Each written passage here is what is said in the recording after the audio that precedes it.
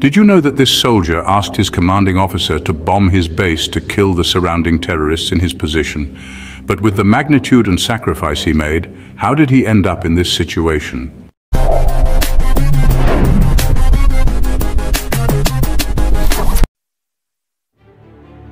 On May 23, 2017, a huge chaos broke out in Marawi city that shocked the whole world. AFP received information that Abu Sayyaf's senior leader, Esnilon Apilon, was involved. This leader is really the #1 target of our soldiers because of the terrorist attacks and illegal activities that he is doing in Bambandanao. That's why when AFP found out where Esnilon Apilon was hiding, he immediately went to the local government of Marawi city and the PNP. They immediately carried out a large operation to find the hidden leader of Abu Sayyaf.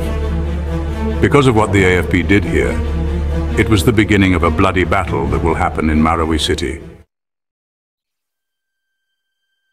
Abu Sayyaf's group, Esnilon Apilon, allied with another militant group, Maute Group, and carried out a counterattack against the allied forces of AFP and PNP.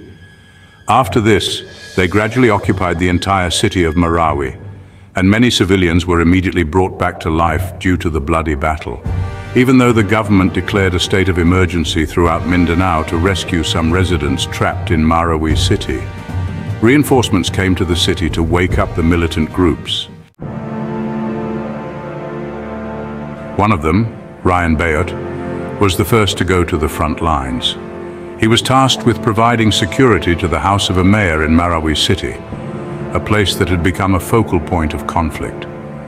But unfortunately, the soldiers were not brought back to life inside the city. The mission took a tragic turn. That's why the PNP missed the opportunity for them. The operation had unforeseen complications.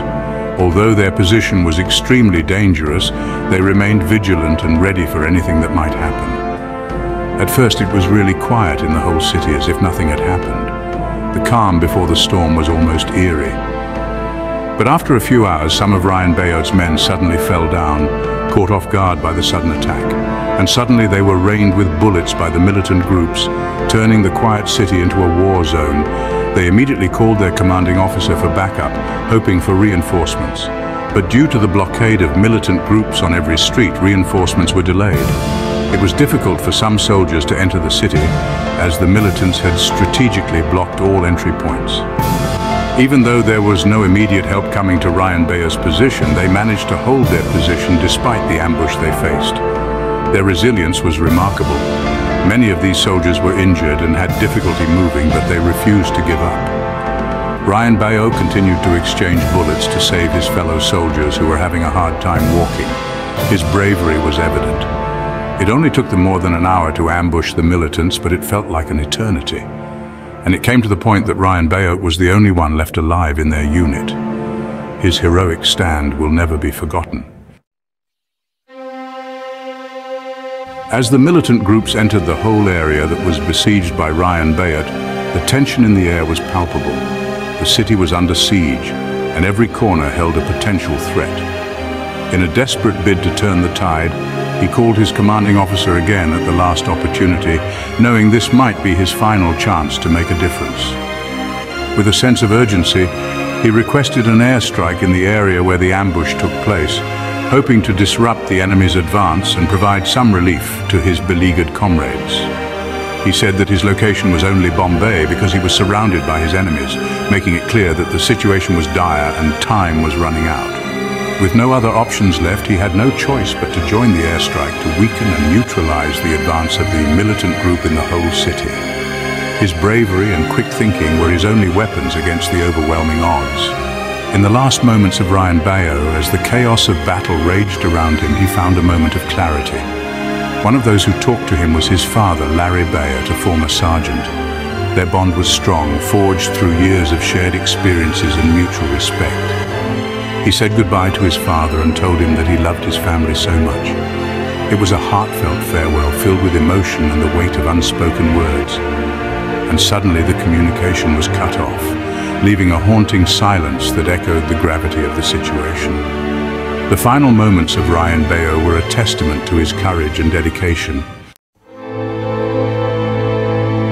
Only 4 days later, the AFP soldiers were able to enter the heart of the city.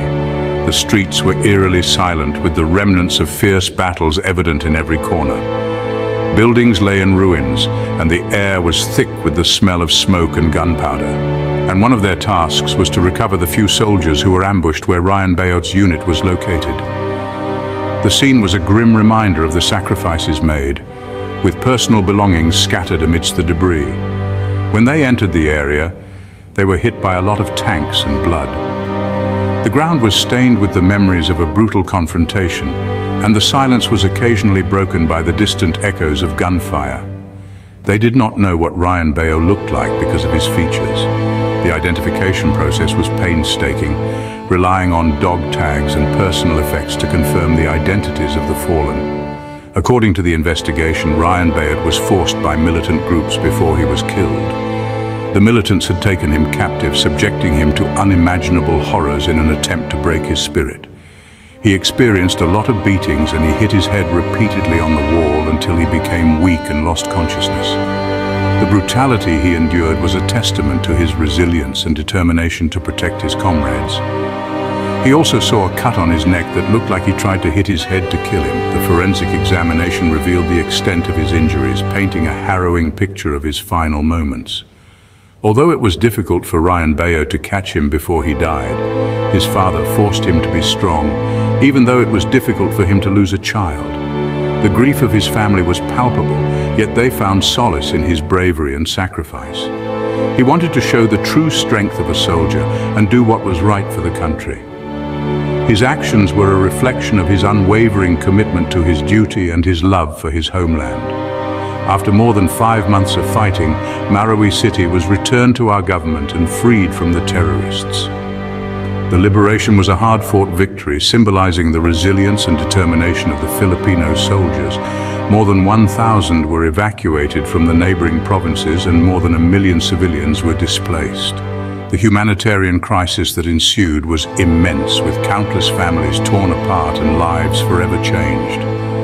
Because of the heroism of Ryan Bayot, he received several medals and honors from the government.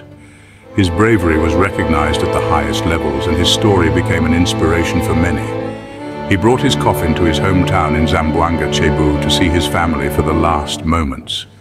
The funeral procession was a somber affair, with the community coming together to honor their fallen hero. The story spread about the heroism of Ryan Bayot not only on social media, but also in the news.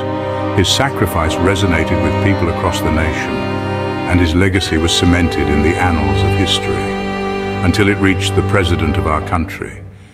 The highest echelons of government took note of his bravery, and his story was shared in halls of power. The next few days, the president visited Rodrigo Duterte to visit the family of Ryan Bayot. The visit was a poignant moment, with the president offering his condolences and expressing his gratitude for Ryan's service. This achieved additional help for them and gave the medal to Ryan Bayot for being his hero. The recognition brought some comfort to his grieving family, knowing that his sacrifice was not in vain. The greatness shown by a 24-year-old soldier only proves that the heart of a Filipino soldier is not just going to endure, no matter how difficult the situation. His story is a testament to the courage and resilience that define the Filipino spirit.